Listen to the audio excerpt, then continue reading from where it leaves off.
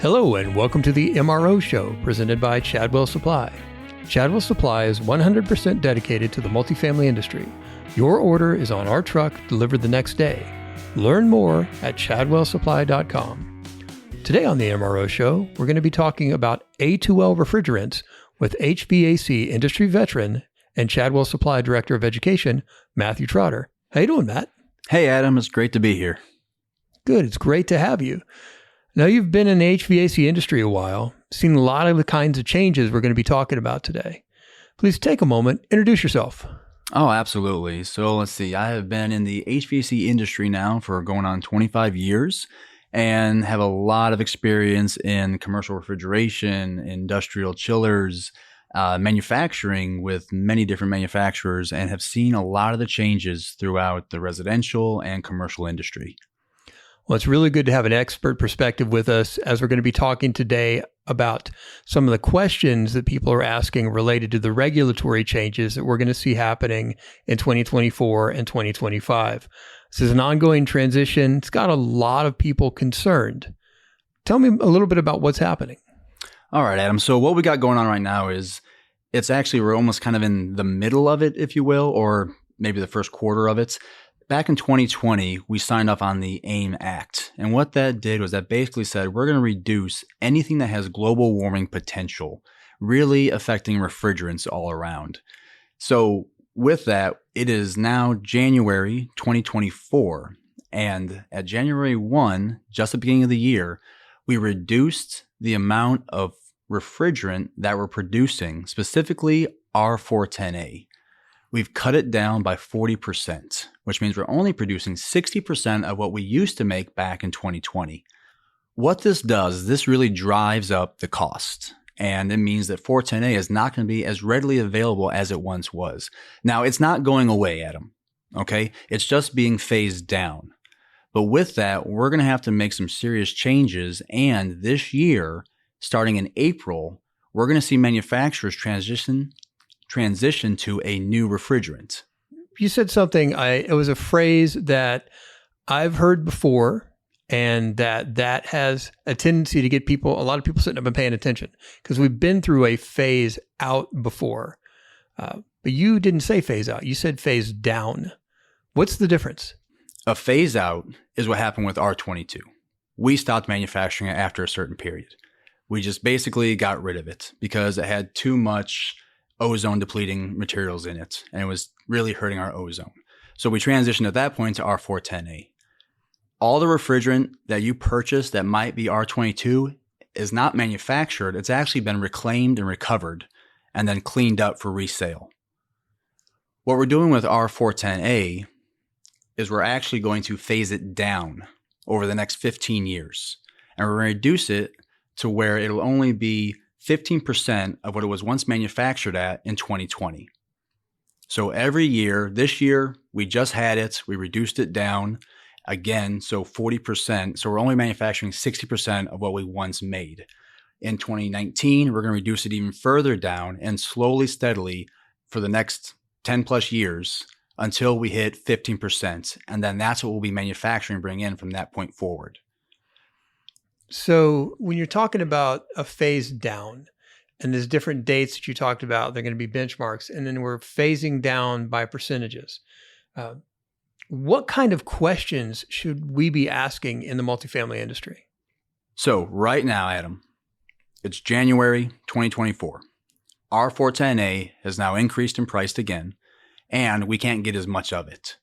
So every manufacturer has to be ready to now have new equipment by the end of this year. So what we're looking at is in April, they're going to start transitioning all the lines that manufacturers have over to a new refrigerant. These refrigerants are R32 and R454B. This is the approved refrigerants that have a low GWP or global warming potential that we're allowed to utilize in the States. By January 1, 2025, we'll be allowed to then start installing new equipment. By the end of the third quarter, if not fourth quarter, we'll have that equipment available for resale. So what we're looking to do right now, today, as you're hearing this podcast, is start asking yourself, what equipment do I want to replace? What equipment is on their very last legs?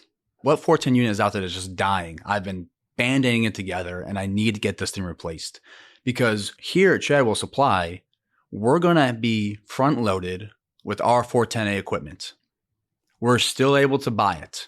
We're going to purchase it. We're going to have it in our storehouse ready to sell. And you need to make the decision as to whether you want to replace that condenser or replace an entire system. So, Matt, you mentioned that they're going to have a decision to make and they need to look at what their equipment situation is. Right. And they may want to look at, everybody knows that they're going to have, if they have a system that's on its last legs and they've been putting Band-Aids on it, you said. Well, what if they don't? What if they have a system that maybe the full system has some good years left on it?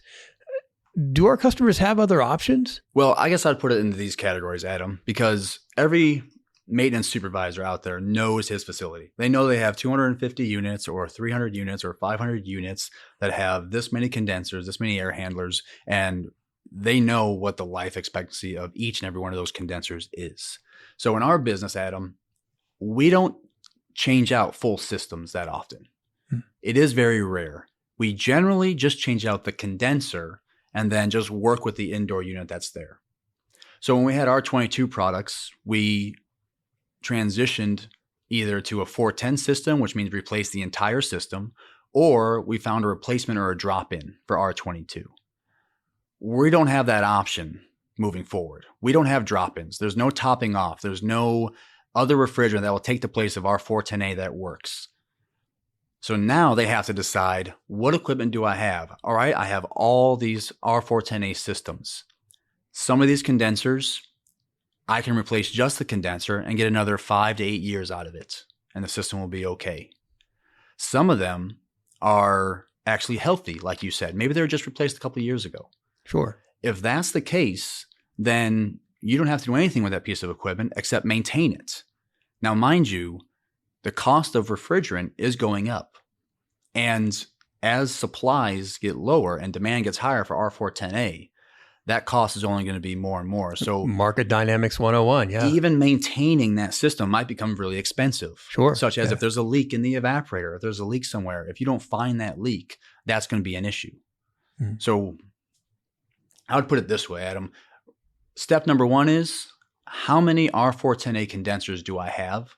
And how many would I like to replace this year in 2024? So what I hear you saying is get out on your property and take an inventory of the units you have out there, look at the systems, see what's on its last legs, see what's looking pretty healthy, what's relatively new, what can I maintain, maybe if I had to replace a component, I could replace the condenser, but I need to know, I need an accurate count for that. And I know that you worked with our marketing department, you guys in education put together a tool to help our maintenance pros out there get out into their properties and take that inventory. So I wanted to let people know that thing exists.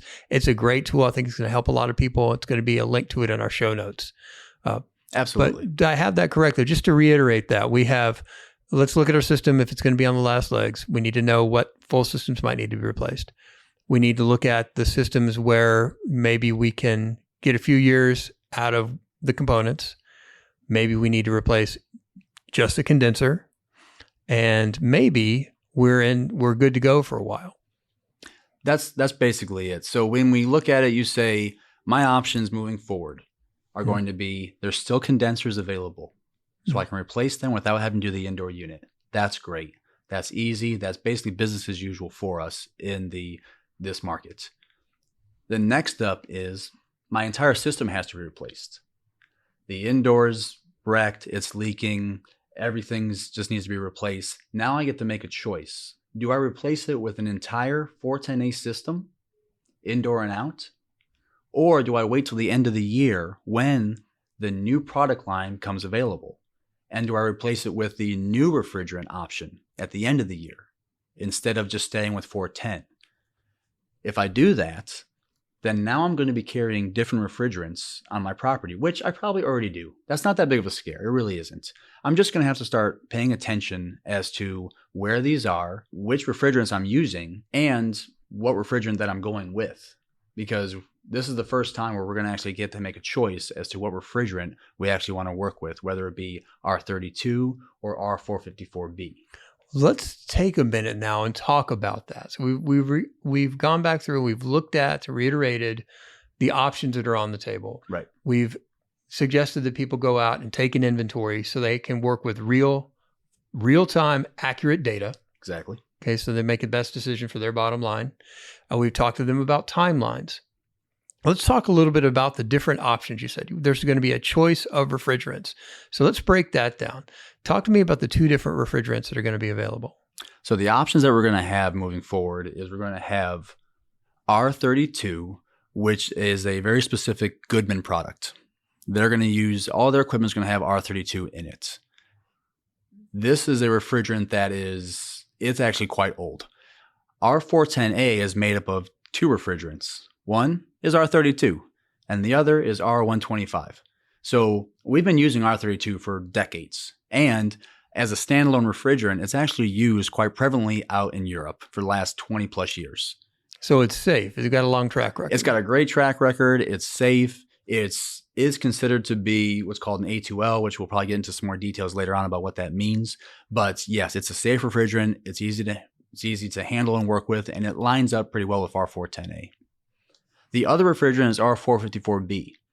R454B, that is a refrigerant that is half R32, and then the other half R1234YF. So it still has some R32 in it, but then it has 1234YF that helps it get under that global warming potential number, which is 700. Both of those fall under that. Now, you've mentioned global warming potential a couple of times. Explain what GWP is for folks who may not be as familiar with that term. Global warming potential is basically our footprint on this earth. So before, when we were working with refrigerants and we were worried about the ozone being depleted, that was the main concern. We figured out we get rid of the chlorine. Now we have a better option to no longer have that done and have that effect on the earth. What we didn't pay attention to was how much it was warming the earth, actually creating hot spots and creating this overall shell, if you will, that's heating up the earth. So in that, now we're paying attention to global warming potential, GWP, and the number that was set was 700. So it has to be under 700 GWP.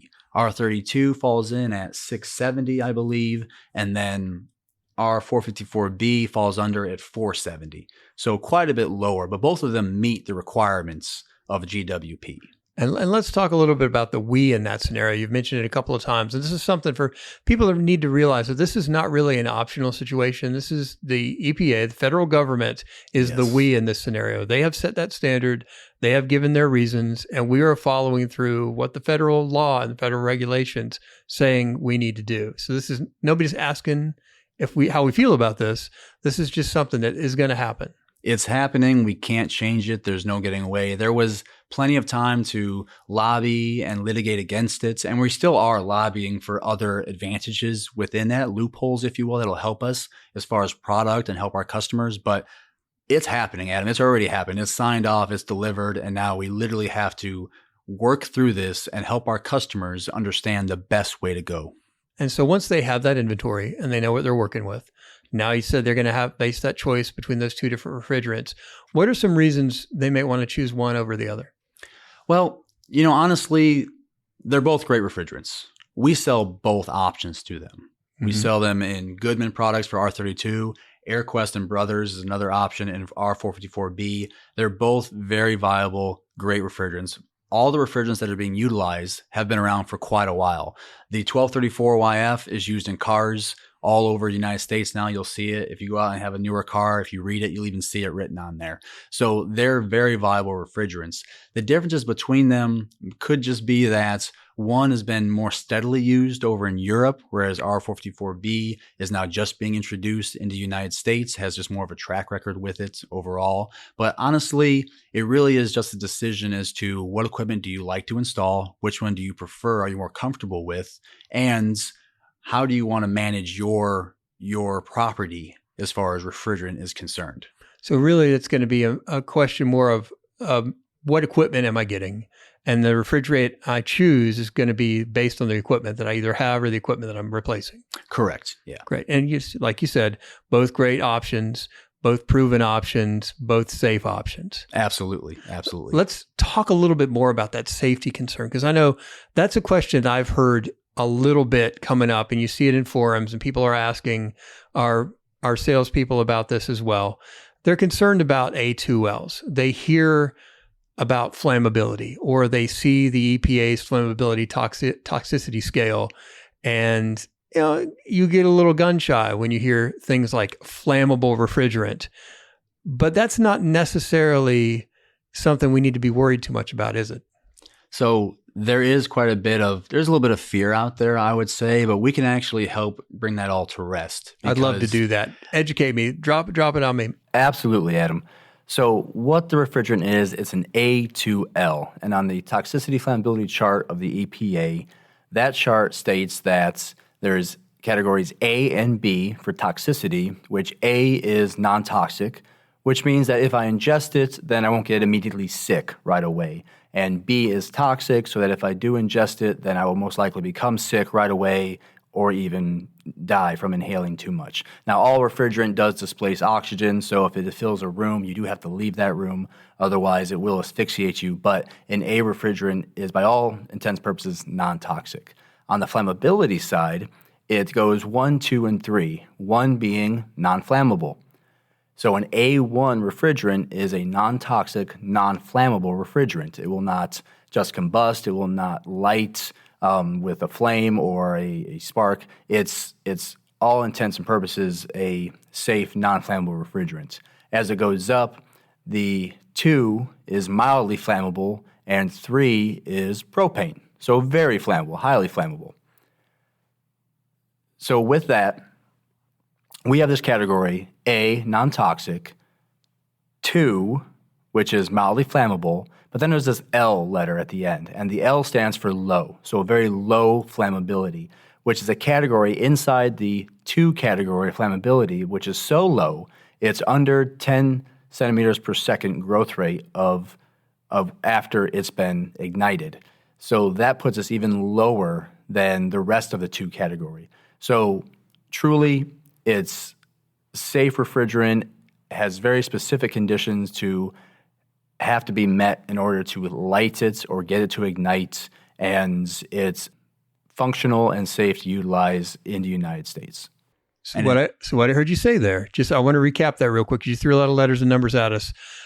You said, so non-toxic is an A, and that 2 means it's mildly flammable, and the L means it's even lower case of flammability. So certain situations and certain circumstances outside of proper use, there's a potential for flammability. You nailed it on the head. Great job, Adam. And if it's A3, somebody better have some steaks. You better be grilling, cooking, or getting out of there. That's right. So like an A2L.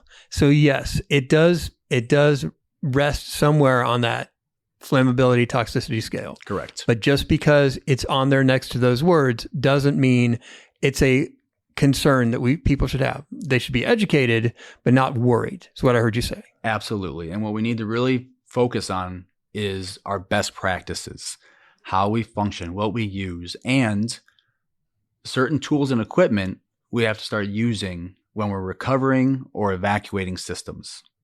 And that's something you guys with the education department at Chadwell Supply, you do a lot of training people how to know what equipment to use and then how to use that equipment properly. The best practices. You guys do trainings on that. There's videos online that I've seen. Talk to me a little bit about the resources that we have that we offer to people. So what we're doing is we're actually putting out some videos and some trainings that'll help people become familiar with A2L refrigerants. So we're having a class, which is going to be a webinar-based class teaching about what it is, why it is, and how to operate with it, the safeties around it, and what you want to pay attention to, how you store it, how you handle it. All those things will be in that class, and there'll be a test for it as well. It's not required yet to pass and be certified in this. It's just kind of an addendum to what the 608 course is for having a refrigerant license right now. So we want to get people educated right away with that. We'll be hosting those classes actually coming up this month. Well, it sure seems like a good idea. Like you talked about the 608 certification, which is an outstanding idea for folks. But to have that extra bit of information, like you said earlier, these regulations are happening, to have the most knowledge you can about them before you start pulling off panels and working on stuff seems like a pretty good idea. So really, truly recapping just some of the pieces is, if I'm out there in the industry and I'm looking at my property, I'm definitely paying attention as to what 410A equipment I have, what condensers can I replace this year within the first half of this year for sure, what units will go the distance, and I can just kind of pay attention to and see if in a couple of years I'm going to keep maintaining them, or if I might want to do a full replacement in a few years and they can just hold off. And then the last one I don't think we really talked about is the R22 systems, the systems that are still holding on, that we're topping off with the replacement refrigerants that we have. These systems you really want to kind of pay attention to, and instead of replacing them with just a 410 system, you might want to hold out and wait for the new system, because if you're going to do one big full change, it might be worthwhile to do the entire system when the new refrigerant comes out with the new products. And not put yourself in a position where you're going to be paying a premium for that 410. Absolutely. Yeah. And the refrigerant cost of those replacements, Adam, is also going to go up. So we talked about a couple of different things, and I really want to put a bow on this for everybody so they understand where we're at with things. Regulations are happening. We're going to start seeing changes in the market where manufacturers are going to stop manufacturing the equipment for the phased down refrigerants. Because of these industry factors, multifamily housing owners and managers have some decisions to make. As you just recapped for us, they need to go out and take inventory of their equipment. They need to look at what's on its last legs that needs to be replaced now. They need to look at what they may have some months or years left on, and potentially, are they going to hold out and put a new system in that has the new refrigerant, or are they going to try to replace the condenser with a 410A condenser? And those really are the options on the table. You hold out, replace it all, or replace the condenser as a component. And we need to know what equipment we have on site. We need to have an accurate accounting of that. And then we can begin to make our decisions. And as far as which of the two new refrigerants, the new A2Ls, you said if it's really equipment dependent. That's what I heard. So if they have a Goodman system, you're going to want to use what Goodman is using, and remind folks again what that is. That's R32 for Goodman. Right. And if they're buying from Chadwell Supply and they got a Brothers unit or they have an AirQuest unit, they're going to be using the R454B. So that's a lot of decisions, a lot of moving parts, a lot of processes to consider. And that's really just the tip of the iceberg on things. So I would love for you, Matt, to come back and join us, and let's do a more deep dive next time into equipment, into supplies, into the different machinery that people need, the tools that people need, and the way that they're going to be using those tools. Awesome. Fantastic, Adam. I can't wait. So that's it for this episode of the MRO Show presented by Chadwell Supply. Thank you again, Matt. I'm looking forward to doing this again soon. I'm your host, Adam Porter. Thanking you for joining us. In our next episode, Matt and I are going to be talking about what the market will look like for HVAC equipment, supplies, and refrigerant in 2024. As well as what multifamily property owners and managers need to know to make the best call for their communities, what kind of tools and equipment they'll need to meet the new standards. Look for that episode at chadwellsupply.com/the MRO Show, or wherever you listen to your favorite podcasts. And keep the conversation going on YouTube, LinkedIn, and Facebook. Find it at Chadwell Supply in each of those platforms.